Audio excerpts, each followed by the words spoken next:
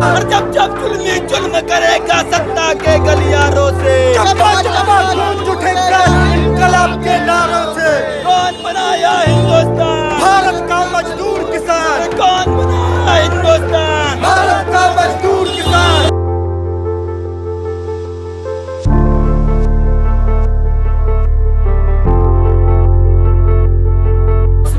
होश में आओ, जिंदाबाद जिंदाबाद जिंदाबाद जिंदाबाद। हमारे कुछ निहंग सिंह हैं जो यहाँ पे ना प्रोटेक्शन के लिए हैं किसानों की। उनमें से कुछ किसान भी हैं, कुछ प्रोटेक्शन के लिए हैं। उनको टेररिस्ट का नाम इन्होंने दे दिया, उस बारे में आप कुछ बोले। अब इनका क्या कहना है, ये तो किसी को भी चलते फिरते किसान को भी, चलते फिरते आम नागरिक को भी खालिस्तानी, पाकिस्तानी, चीनी कुछ भी कह सकते हैं। जो इनसे खिलाफ बोलता है उसको एंटी नेशनल या पाकिस्तानी या खालिस्तानी बना देते हैं। अब जो इनके खिलाफ बोलेगा वो तो देशद्रोही होगा ही। ये तो आप भी जानते हैं अच्छी तरह से, उस पर देशद्रोही का मुकदमा चल जाएगा। बाकी तो इनके पास तो ऐसी गंगा है कि जो इनके साथ होगा वो गंगा में नहा के सब बिल्कुल पवित्र हो जाएगा।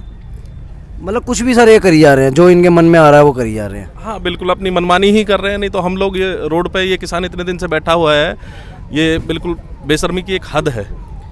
बदनाम करने वाले जो बेईमान लोग हैं उनसे मेरा स्पष्ट रूप से कहना ये है कि जो निहंगों के बारे में ये कहा जाता है कि उन्होंने तलवार मारी, उन्होंने अगर किसी व्यक्ति को कोई तलवार, कोई कृपाण मारा होता तो शायद कोई आदमी घायल हुआ होता। मैं गोदी मीडिया के लोगों से कहना चाहता हूँ कि यदि ऐसी कोई घटना है तो हमको दिखाएं।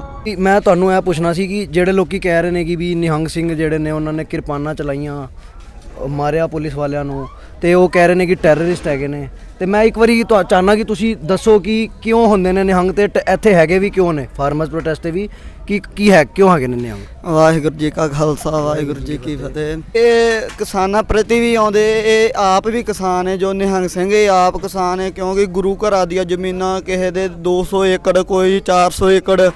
ਅਸੀਂ ਵੀ ਫਾਰਮਿੰਗ ਕਰਦੇ ਆ, ਸਭ ਸਾਡੇ ਪਿਤਾ ਜੀ ਵੀ ਕਰਦੇ ਆ। ਜੋ ਸਾਡੇ ਗੁਰੂ ਜੀ, ਜਿਹੜੇ ਸਾਡੇ ਨਿਹੰਗ ਸਿੰਘ ਗੁਰੂ ਜੀ, ਬਾਬਾ ਜੀ, ਸਾਰੇ ਫਾਰਮਿੰਗ ਕਰਦੇ ਆ। ਇਸੇ ਪ੍ਰਤੀ ਇਹੀ ਕਿਸਾਨ ਆ।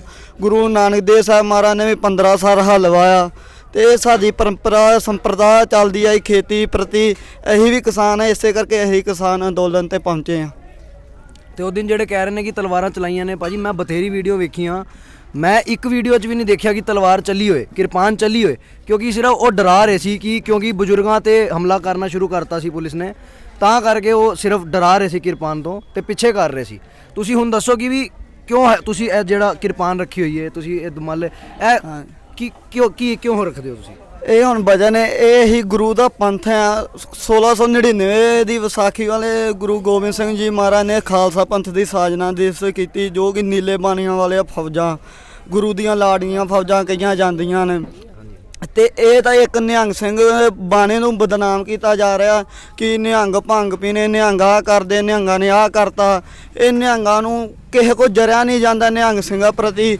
ਇਹ ਜੂਝਦੇ ਆਏ ਆ, ਸ਼ੁਰੂ ਤੋਂ ਜੂਝਦੇ ਆਏ ਇਸੇ ਪ੍ਰਤੀ। ਉਦੋਂ ਜੋ ਤੁਸੀਂ ਆਂਦੇ ਪਏ ਕਿਰਪਾਨਾਂ ਕਮਾਈਆਂ, ਉਦੋਂ ਜੇਕਰ ਅਸੀਂ ਗੋਲੀਆਂ ਖਾ ਲੈਂਦੇ, ਉਦੋਂ ਸਾਡੇ ਕਿਸਾਨ ਵੀਰ ਵੀ ਸ਼ਹੀਦ ਹੋਏ ਗਾਜੀਪੁਰ ਬਾਰਡਰ 'ਤੇ ਹੋਏ ਸ਼ਹੀਦ ਇੱਥੇ।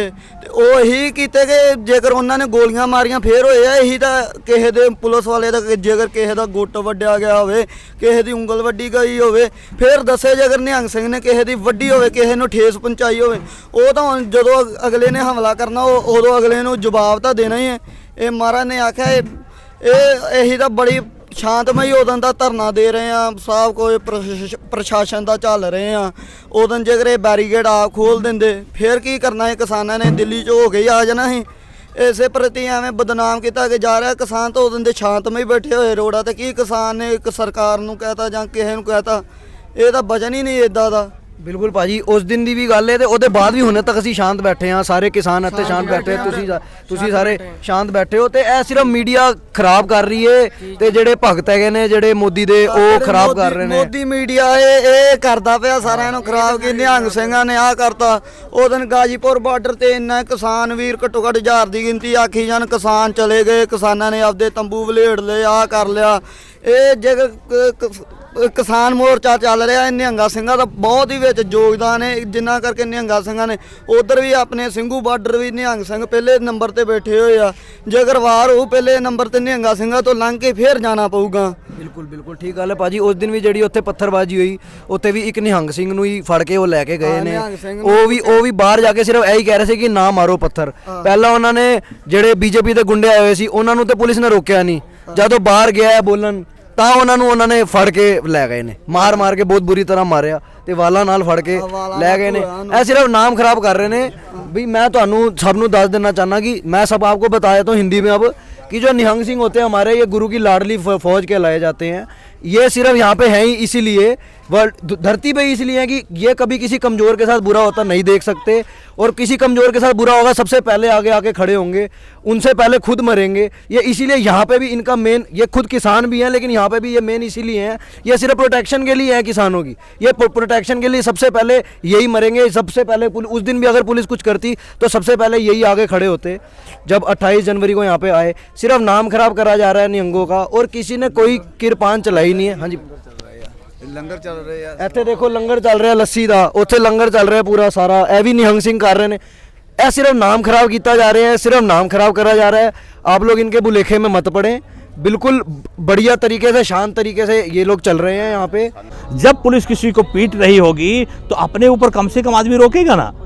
तो इनको ये इन जो लोग ये हैं जो बात कह रहे हैं, उनको ये शर्म नहीं आती कि ये बात झूठा आरोप लगा रहे हैं कि हमारे जो गुरु साहब ने हमें रक्षा के हथियार दिए हुए हैं, स्पेशल हमारे वो भारतीय संविधान में ऐड है, भारतीय संविधान के दायरे में आता है। हम भारतीय संविधान की प्रस्तावना में आता है कि इस देश के हर व्यक्ति को अपनी रक्षा करने का अधिकार है, स्वयं रक्षा करने का अधिकार है।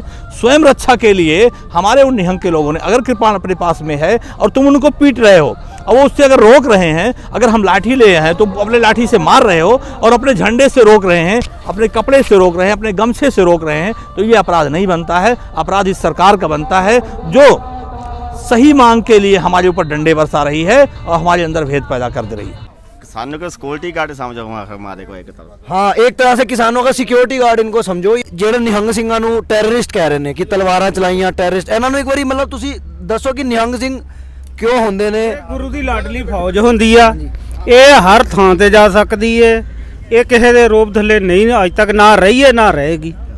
ਕਨਈਆ ਜੀ ਨੇ ਮਲਮ ਪੱਟੀ ਕੀਤੀ ਆ, ਗੁਰੂ ਜੀ ਨੇ ਡੱਬੀ ਦਿੱਤੀ ਆ। ਇਹਦਾ ਮਤਲਬ ਇਹ ਨਹੀਂ ਸ਼ਸਤਰ ਪਹਿਨੇ ਹੋਏ ਆ ਤੇ ਕੋਈ ਜੰਗਾਂ ਯੁੱਧਾਂ ਵਾਸਤੇ ਆ, ਅਸੀਂ ਤਾਂ ਸੇਵਾ ਵਾਸਤੇ ਆਏ ਆ, ਸੇਵਾ ਕਰਦੇ ਆ। ਅਗਰ ਸੰਗਤਾਂ ਦੇ ਸੱਦਰ ਨਹੀਂ ਅਸੀਂ ਦੇਖ ਸਕਦੇ, ਨਾ ਅਸੀਂ ਫਿਰ ਨਹੀਂ ਬਰਦਾਸ਼ਤ ਕਰ ਸਕਦੇ, ਅਸੀਂ ਇਹਨਾਂ ਦੀ ਸੇਵਾ ਵਾਸਤੇ ਆਏ ਆ, ਔਰ ਇਸ ਤੋਂ ਇਲਾਵਾ ਹੀ ਕੁਛ ਨਹੀਂ ਕਹਿਣਾ ਚਾਹੁੰਦੇ। ਵੀ ਸੰਗਤਾਂ ਦੀ ਜਿਹੜੀ ਗੱਲ ਹੈ ਮੰਨੀ ਜਾਣੀ ਚਾਹੀਦੀ ਹੈ, ठीक है कि नहीं, इन्हों की मनी गई तो इसी पिछा है। तो किसानों की बात मानी जानी चाहिए। वो यही कह रहे हैं कि हम कभी किसी संगत को, किसी पब्लिक को, मतलब किसी के साथ बुरा होता नहीं देख सकते।